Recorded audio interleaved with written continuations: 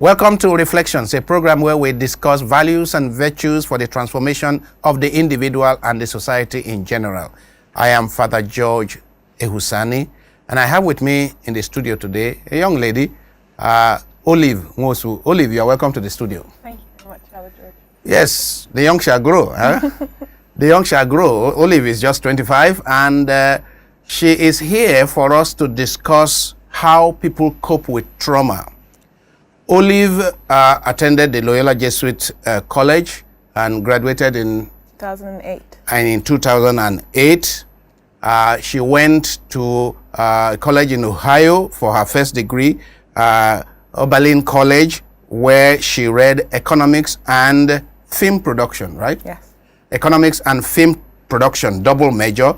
And she got involved in production of movies, films, and assisting in production and producing some movies yourself. And then, so what we're doing in the studio here, this is your territory. Then Olive went ahead for her master's, and this time not in cinematography or in economics, but in psychology. In psychology.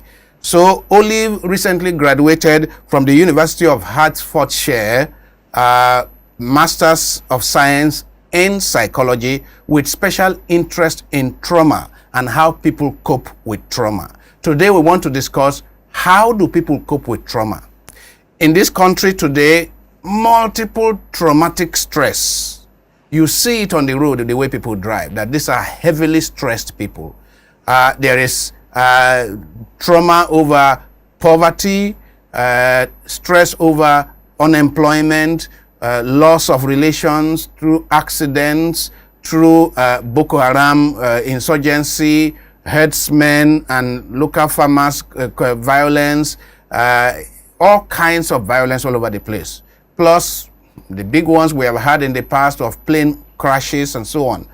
Olive was a student of Loyola Jesuit College when we had the unfortunate Sosoliso crash in 2005.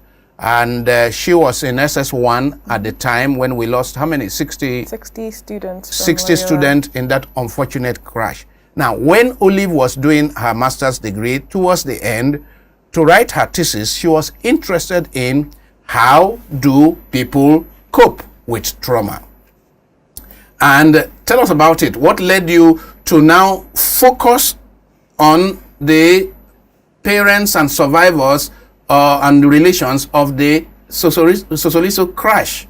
I know that you must have an emotional relationship with that event because you were a student, and all students of Loyola at the time must have been terribly affected with their colleagues, 60 of their colleagues dying. Now, when you had the opportunity to study psychology, you were interested in resilience. How do people bounce back after such traumatic events? And I remember you came back to Nigeria to do research and to interview a lot of the parents of the Loyola Jesuit students that died. Now, tell us about what inspired you to do that.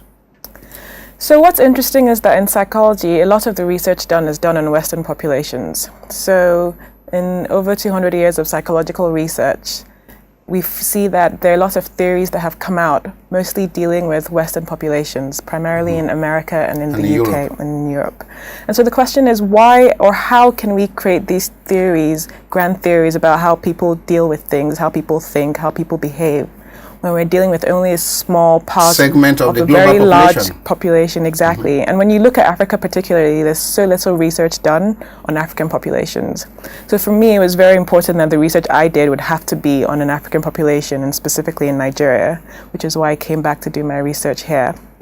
But also because, especially in trauma research, usually the participants that are used have often suffered different trauma. So when you're bringing together a sample, it's hard to find people who have experienced the exact same traumatic event. Yes. And with the Sosoliso plane crash, you have a situation where all the parents lost their children on the same day due to the same event. And so it creates a very controlled kind of environment. So the controlled environment was for a large group. Exactly. Because the parents of 60, parents and relations Yes. and siblings of 60 students. Now you had a large pool. Exactly. That you can sort of call control group. Exactly. Wow. So that was why I chose the Sosoliso plane crash specifically, of course, as well as having a history with that event. You know some of the people who exactly. died. Yeah. Yes. That is interesting. So can you tell us, our audience, our viewers, what you found out? What are some of the key results of your research? So the first thing to note is that most people usually will go through some traumatic event in their lives. Trauma is relatively common in the general population. What's interesting is that actually most people are also resilient to trauma. Trauma is pretty common in the population. Yes. And that most people are actually resilient to that trauma. So normally? Yes, so they're actually able to cope with this trauma. And this goes counter to what a lot of psychological research had been showing in the past. People thought that actually the usual response to trauma was some kind of disorder. But in the last 20, 30 years, we've actually come to change our minds and say that it's an exception to end up with a long-term disorder after you've experienced a traumatic event. So something like the post-traumatic stress disorder does not happen for the normal... Exactly. It doesn't happen to majority of exactly, people. to the majority of people. It's the exception to the norm. So the question then is, why does it happen? And what is it that makes some people more able to cope with the traumatic event and other people less able to cope? And these were the kind of questions I was trying to answer. More able to cope with traumatic events and bounce back to exactly, life, exactly. which you call resilience. So resilience is the ability to bounce back, right? Something terrible happens to you, and in the medium to long term, you're actually able to recover and to live a generally stable life afterwards. Whereas people who are less resilient to trauma have long-term consequences that affect their daily life and their ability to cope in general society. So, Nigerian society is one where a lot of people experience almost on a daily basis stress and now and again traumatic stress. Yes. So for me, your research is important. It is good for us to know how we cope in this society. How do we cope after somebody suddenly loses his job, somebody suddenly loses a close relation, somebody suddenly hears of a disaster near his home. Look at what is happening in the northeast, Boko Haram. Look at what is happening in the middle belt. All kinds of violence almost on a daily basis. We are hearing of 20 people dead, 30 people dead, 100 people dead. What makes headlines in Europe and occupies the media houses for weeks, for us, they happen every day. Yeah. So while studying that event and then trauma in generally, how do you view the Nigerian population with regards to trauma and how we are carrying on? So there are usually two different areas you look at when you think about how people can cope with trauma. There's the person-centered factors. So this is pertaining to individuals and how they themselves have internal abilities to cope with trauma. And then there's the more socioeconomical factors, which deal with external factors that are able to support people while they deal with trauma. So for example, with the individual, there are ideas about how key traits like determination, endurance, adaptability are integral to how a person is able to deal with a traumatic event. Whereas you have factors like social support, the support system that people have after a traumatic event, also their families and how they're able to help shield that person through an event. But also general socioeconomic factors like income, education, how comfortable a person is already, and how many other stresses they deal with in their daily lives that then affect how they deal so with the these capacity traumas. To survive a traumatic event will be enhanced if your social standing, I mean, if you have basic needs, for example. Exactly. So that's what we found. People who have more income, better education, and more stable families are more able to cope with traumatic events, which makes sense because generally there's perhaps one main stressor in their life at a time. Whereas if you have several stressors at the same time, you're less likely to have general well-being as a result. We are coming out of a society that was very rich in connectedness, in family and in community. Perhaps sometimes we have taken this for granted, but research in area of trauma, which is your area, has demonstrated that connectedness is so key to surviving stressful events. Absolutely, yes. In fact, I think that's the number one external factor that supports traumatic events is the social support a person has at that time. Because generally they will need to work through that event, and the factors that allow them come out positively at the end are how they're able to give meaning to the event. And usually it's more likely that you give meaning to that event if you have the social support that assists you and allows you to find some kind of positivity that helps you continue to live on. So social support key among these will be family. Yes. Family members. Family members, but not just family members. So for example, in Nigeria, I think that religion plays a huge part in this. Religion plays a huge... So belonging to a religious community. Yeah. Yes, that plays a huge part. And when you compare Western populations and African populations, this is a huge difference, because often, apart from this research I've done, I've also been involved with the Samaritans, which is a phone line that is for people who are dealing with any kind of trauma or stresses and need to talk to people. And the underlying issue that many of these people have is loneliness. They're alone in their homes and they have no links to their communities, no links to other family members, but also no purpose in their lives. And so even the smallest event is able to consume them and overpower their ability to cope. Whereas in Nigeria, despite all our many issues, the general Nigerian has some links to community, whether it be family or religion or education, whatever it is. And ultimately, what we know is that human beings are social creatures, and what they need most of all is to feel socially accepted and like they have a social network. Exactly, to feel that they belong. And I think that with the lack of kind of the government system in Nigeria, religion really plays a significant role in giving people meaning and belonging in society. So loneliness is a killer. Yes, it really is.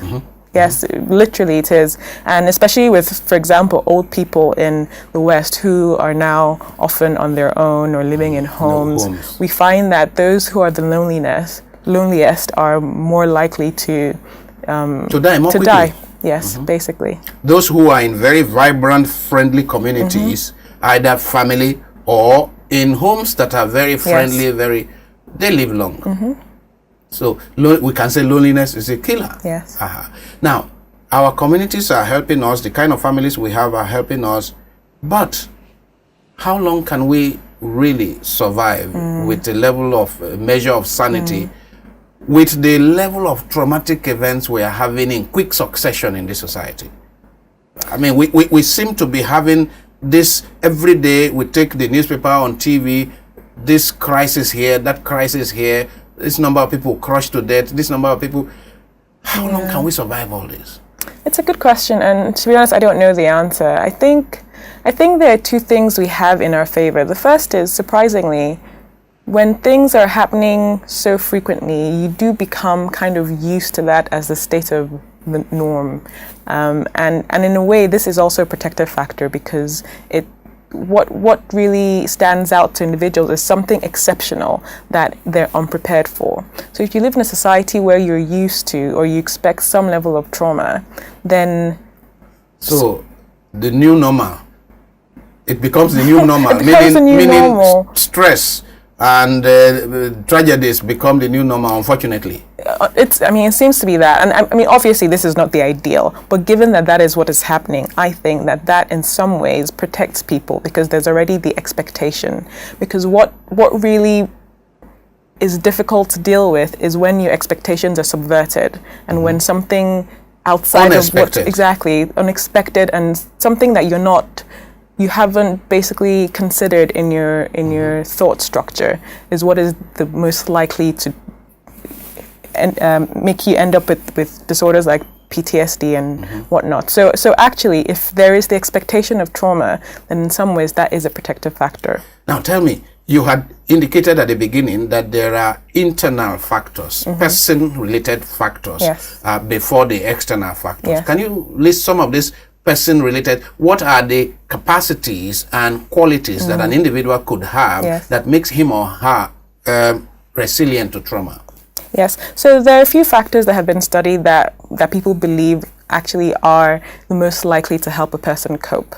And those are determination, for Determination, example. Endurance. endurance, Adaptability. adaptability. What does that mean? So adaptability means flexibility. If something unexpected happens, you're more able to deal with it and to believe that there is something positive that can come from either a good or a bad situation. Flexibility, like your boyfriend dumps you and you say when one door closes, another opens. Exactly. That's flexibility. That is flexibility. So the ability to change as your society or your conditions change.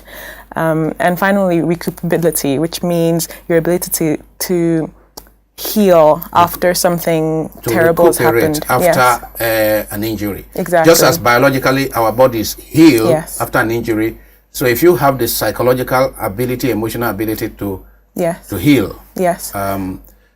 Somebody talks about the difference between a resilient person and a non-resilient person, compares it to the analogy of a football and an egg.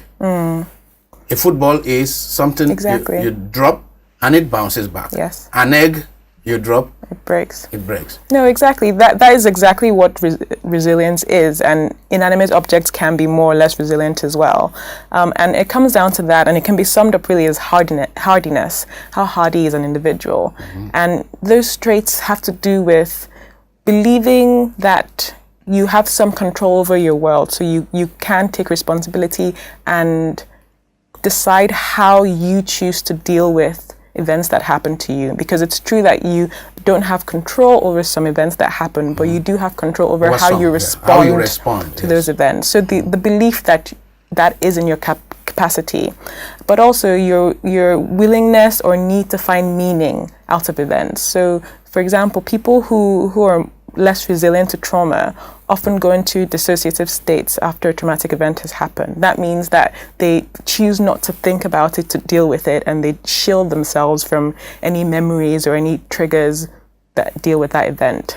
And in the short term, that is a coping ability, but longer term it haunts the person. Exactly. There are longer term real problems that come as a result. Whereas someone who is willing to immerse themselves in that event, think about it, even though it's painful, but then find meaning out of it and try and find something positive that they can then do as a result of it, is more likely in the long term to live a healthy life. Now, talking about meaning and religion, therefore, I mean, that is the level at which you found religion very, very useful. Yes. Of course, we as Christians have this Pauline statement in Romans chapter 8 that all things turn out to good for those who love God. So believing Christians know that God is in control of everything, and that God can bring out good, utmost good, out of even the worst evil. So it means that if Christians really seriously believe those words of St. Paul and take them to heart, whatever tragedy, whatever adversity, whatever evil befall them, they can somehow find meaning, because they know that I have a God who is the overarching controller of everything. I know my Redeemer lives, as Job says. And so God will bring something good out of this, right?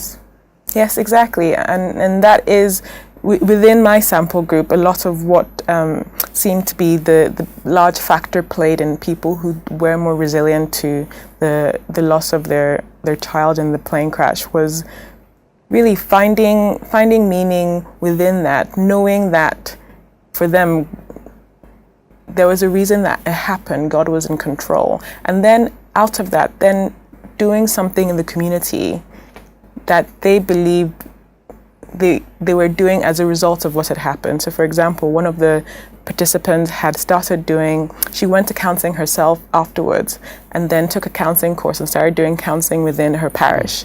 And for her, that was really a very positive outcome from something really negative that had happened. And it gave her comfort and solace that out of this, something good had been born. And I think it's circumstances like that really help people cope and help them move forward when something really horrible has happened. So your findings as you worked with the parents of the Sosoliso crash victims, religion kept coming up. Yes. Definitely. As a source of meaning. Yes. Religion kept coming up as part of what helped them to survive. Yes. And then you are now saying that beyond that is that they not only survived, they moved on to begin to do something creative. Yes. For the society. Absolutely. And that really is the greatest success, because then you can look to something tangible and see that that has come. You call that post-traumatic growth? Meaning this is now not just surviving, but growing beyond the trauma. Yes. Wow. So just one more question regarding your findings. How did they feel? I imagine that those who have not healed will be slow to talk about it. Right? Yes. Well, slow to go into details about it, I think. I think what was interesting mostly about people who seemed to suffer more was that it seemed they had fewer opportunities to talk about it. Okay. And so actually they were willing, but there was a restraint that was not as obvious in people who had recovered, because when you recover, then you're able to you're able to talk about it, and obviously you will still feel emotions because it's impossible not to, but you can deal with them. You've learned to deal with them. Whereas those who are still suffering were unwilling to engage with those emotions because they still feel overpowered by them. Being a student at the time in Loyola Jesuit College, at the time this happened, and now you are now a professional interviewing these people. What about your own emotions? Did you experience any emotions when you were talking to these parents? I did, but to be honest, it was more about them than it was about me, because when you're facing someone else's emotion so strongly, I think most of my thinking was about how to support them and how to make this as good of an experience for them as possible. So I would say I didn't really deal with emotions as to how, remembering the event and my coping with it, but more when you are now face to face with the actual victims, meaning the parents of the victims who are experiencing these emotions, they did call forth from within you, even if it is by proxy. What do you call it? Vicarious, vicarious trauma, as it were. I don't know. I felt sad, definitely. I did. I felt sad. I think the saddest thing for me is realizing just how much trauma people face in Nigeria, because I was speaking to these people primarily about this event, but then you heard of other things. Exactly. You had to ask about other things that happened in their lives, and really the frequency of significant stressful events happening in people's lives was very shocking to me and surprising. And I think that was what I struggled to deal with the most, just the number of times people have had to grow and pick themselves up from events, because generally that should happen only once or twice in a person's life. But in this country it happens every so often. I mean, we run trauma healing courses in Terra here, and one of the things we discover is that professionals, and I mean psychologists and doctors and Red Cross workers and NEMA workers who come here, social workers who come here for workshop, and in the middle of the workshop they are breaking down because maybe something is mentioned during the course that reminds them of some traumatic event that they have not dealt with. So even the professionals who are going out there to help others are often traumatized. Definitely, you know, it's true. And it's a daily experience in this society. What would you say? I am concerned about children. What are the likely consequences of children that are witnessing people being killed, children that are abandoned because the parents have been killed in one violent or the other, children growing up on the streets and exposed to the vagaries of the streets, which are themselves traumatizing. Children that are experiencing such level of poverty and destitution that is inhuman. What are the likely consequences of this for the future of our society? And we have hordes of such children. Yeah, it's true. It's very concerning, really, because we know that children are vulnerable, especially at a young age. The experiences that you have really play a role in your lifetime and how you experience events and how you anticipate events as well. And we know that children who are exposed to significant stressors often end up with anxiety-inducing disorders and mood disorders like depression, and often end up being the more suicidal members of society. But I would say that within all this, what really has to happen, and I don't think it's happening, is support systems for children.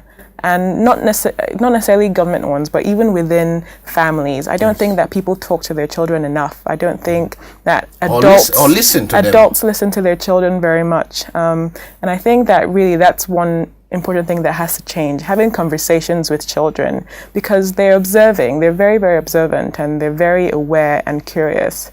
And I don't think they're given enough credit for that in our society. And so they end up harboring thoughts and experiencing events that they never get to discuss. And then these get bottled up within them as they grow and become adults, and they manifest as disorders in the long term. Now, this is very... Thank you for mentioning that. We are in a culture, in an environment that is not been very good in listening to children. No. And children have their stories to tell. Mm-hmm.